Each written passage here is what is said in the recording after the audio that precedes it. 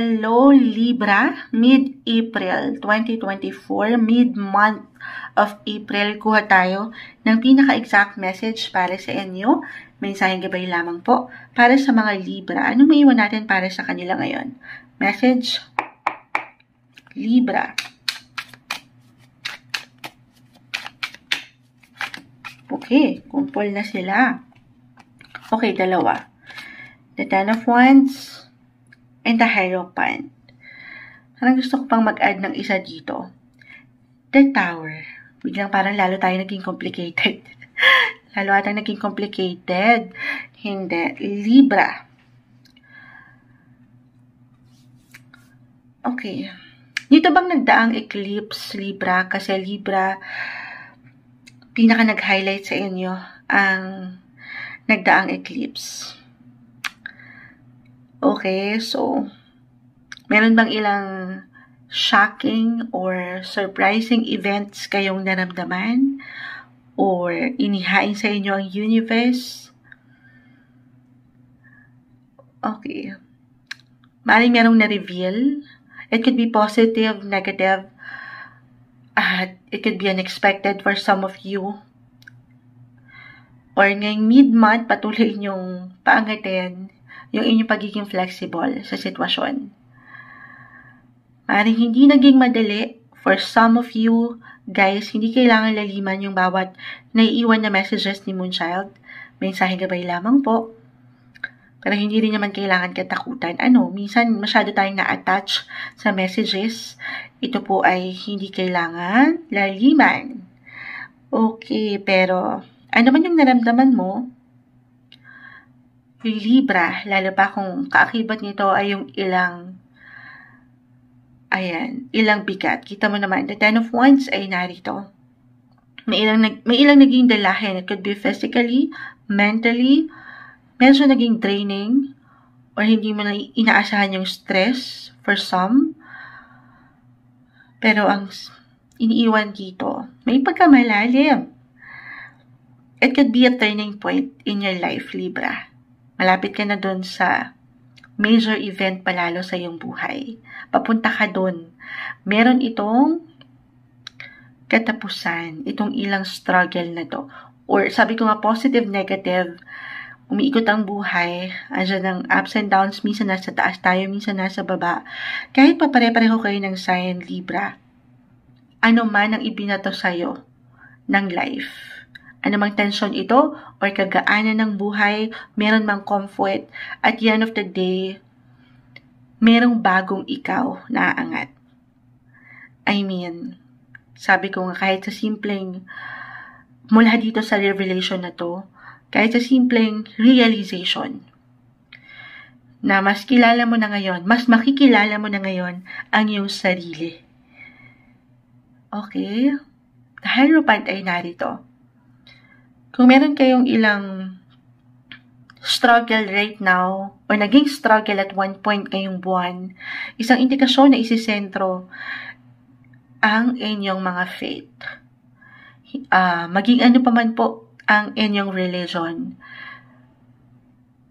yung inyong mga faith, na lagi nyo lang, di ba, wala naman tayong higit na kakapitan kung hindi siya.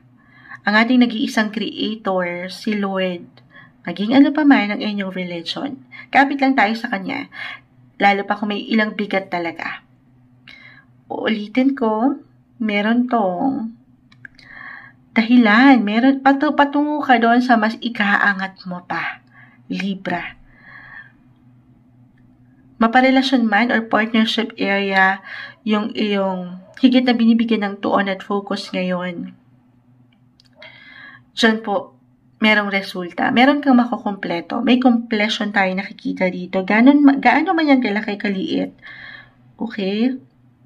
Wag lang kayong magmamadali. Yes.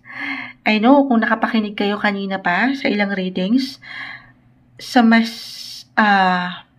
practical dito, hindi ito yung best time para bumuo kayo ng major decision nang hindi nyo pinag-iisipan. Pero kung wala kayong options, wala kayong, Hindi nyo maiiwasan. Kailangan nyo nang gawin ngayon. Kailangan nyo nang pumirma ng ilang dokumento, kontrata. Huwag lang magmamadali. Okay? Papaangatin nyo dito yung awareness nyo sa bawat pagkilos or paggalaw dahil malapit na kayo dun sa resulta. Baka dyan pa kayo magkaroon ng ilang glitch. Isa-isa lang. Kung kinakailangan yung merong lapitan na someone mas mature, mas professional, mas nakakaalam, gawin yon. Kahit simpleng pagpapayo, maaaring makatulong. Para sa ilan, ang daming nais iparating ng kids, pero just only take what resonate po. This is the best time to assess or reassess your situation, maparelasyon man, partnership in business, or relationship-wise, career. Meron kayong tinatapos na documents, ganyan. Sa kasal ba to? Dahil rupat ay narito, marriage, anything related sa marriage, or work, business, at siya nagkakaroon ng ilang bigat, yung ilang stress, pressure. Iwas lang doon, isa-isa ulitin ko, iwas sa stress. Umaangat yung pagka-busy ngayon, and yung pagiging productive ng mga Libra, na napakaganda, blessing yan. Blessing yung nagiging busy tayo sa pang-araw-araw. Pero work and life balance lang din. Kasi baka, ito hindi isang medical advisor ang Moonchild, physically pagod na pala, or mentally drained na pala.